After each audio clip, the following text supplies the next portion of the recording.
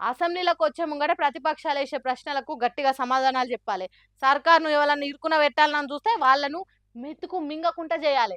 అందరూ prepare కాండ్రి, subject పెంచుకోండి, మైకులో మాట్లాడే ఛాన్స్ వచ్చినప్పుడు దిమ్మ తిరిగే సమాధానాలు ఇవ్వండి అని కాంగ్రెస్ ఎమ్మెల్యేలు మాట్లాడుకున్నట్టున్నారు. ఎటువంటి మాటలు మాట్లాడుతున్నారు చూడండి. 24 గంటల ప్రజలు ఉండేటువంటి మేము శాసనసభ్యులమే 24 గంటల్లో ప్రజలు తిరుగుతున్నాం. ఏ ప్రజలను గ్యారంటీ అమలు చేయలేదని అడగట్లేదు అధ్యక్ష. ఒక్కటి కాదు, రెండు కాదు, 24 గంటలు జనంలో తిరుగుతున్నారట కాంగ్రెస్ పార్టీ ఎమ్మెల్యేలు. పబ్లిక్ కూడా 6 గ్యారెంటీలు ఎందుకు అమలు చేస్తలేరని అడుగుతలేరట. తులం బంగారం గురించి అడుగుతలేరట. రైతు రుణమాఫీ మొత్తం ఎందుకు చేయలేదని అడుగుతలేరట. ఆడపిల్లలకు స్కూటీలు ఎందుకు ఇస్తలేరు అని అడుగుతలేరట. పెన్షన్లు 4000 ఎందుకు చేయలేదని అడుగుతలేరట. ఆడోళ్లకు నెలకు 2500 ఎందుకు ఇస్తలేరని అడుగుతలేరట. అధికారంలోకి వస్తే కాంగ్రెస్ పార్టీ 6 గ్యారెంటీలు అమలు చేస్తామని చెప్పిర్రు కానీ వాళ్ళు చేస్తే చేస్తారు, చేయకుండా చేయరు. అది వాళ్ళ ఇష్టం అన్నట్టే నోరు మూసుకొని ఉంటున్నారట పబ్లిక్. కాంగ్రెస్ పార్టీ 6 గ్యారెంటీలు ఇస్తామన్నా మాకెందుకు వద్దు వద్దు అని వాపస్ ఇచ్చినట్టే చెప్పినట్టు ఎమ్మెల్యే బాలు నాయక్ సార్ చెప్తున్నాడు. సరే, తెలంగాణ జనానికి 6 గ్యారెంటీలు కాంగ్రెస్ సర్కారు ఇయ్యది, ఎంత అడిగినా వేస్ట్ అనుకొని వాటి గురించి అడుగుతలేరు కావచ్చు. కానీ కాంగ్రెస్ పార్టీ ఎమ్మెల్యేలు 24 గంటలు జనాలలో తిరుగుతున్నారు అనుడే ఇచ్చంతరంగా ఉన్నది. అంటే నిద్రపోవుడు, బయట తిరిగేతానికి రెడీ అవుడు, పేపర్లు చదువుడు, టీవీలు చూసుడు, తినుడు, తాగుడు అనేటి ఏమి లేకుండా ఒక్క నిమిషం కూడా ఏరే వాటికి వాడుకోకుండా 24 గంటలు పబ్లిక్లనే తిరుగుతున్నారా?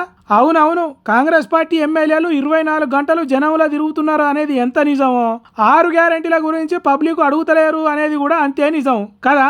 మరి లేకుంటేంది 24 గంటలు పబ్లిక్లో తిరుగుడేంది? కాంగ్రెస్ పార్టీ వాళ్ళు ఎక్కడ కనిపిస్తే అక్కడ నిలదీయకుండా 6 గ్యారెంటీల గురించి అడగకపోవుడేంది? చిత్రంగా ఉన్నది కదా ముచ్చట. ఏందో ఏమో పోన్రి. వెనకట పిల్లలు పిల్లగాడు చూడకపోయేదట, పిల్లగాడిని చూడకపోయేదట. పెద్దలే చూసి అన్ని మాట్లాడుకుని పెళ్లి చేసేదట. కానీ ఇప్పుడు కాలం మారింది కదా. ఒకసారి పెళ్లి ఓకే అయిందంటే ఎన్నెన్నో చిత్రాలు జరుగుతున్నాయి. ఎక్కడ లేని ఉపాయాలు పుట్టుకొచ్చి గత్తర గత్తర లేపుతున్నారు చూడండి. గసంటే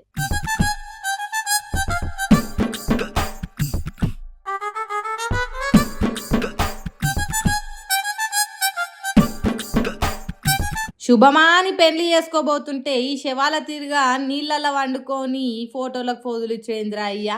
ఆ నడుమ గిట్లనే ఒకడు బాగా దాగి చెరువులో వండుకుంటే పోలీసులు సచ్చిండు కావచ్చని చెయ్యి పట్టి గుంజితే లేచినం తీరుగా ఈ నీళ్ళల్లో వండుడేంద్రా.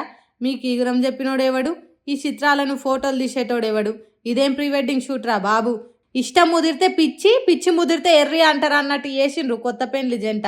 అసలు పెండ్లికి ముందు పిల్లగాడు ఒకల మొక్కలు ఒకరు చూసుకోవద్దు. పెండ్లి మండపంలో ఇద్దరికి అడ్డంగా పెట్టిన బట్ట తీసేదాకా ఒకరినొకరు చూసుకోవద్దు.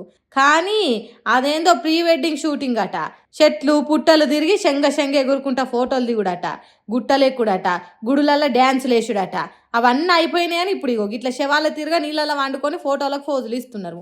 బట్టలు మొత్తం దడవంగా గజ సలివెట్టంగా ఫోటోలు దిగుడేందో, సిగ్గుశరం లేకుండా సచ్చినట్టు నీళ్ళలో వండుడేందో ఏమో పోన్రి అని గులుగుతున్నారట ఈ ఫోటోషూట్ గత్తర చూసిన పబ్లిక్ కూడా.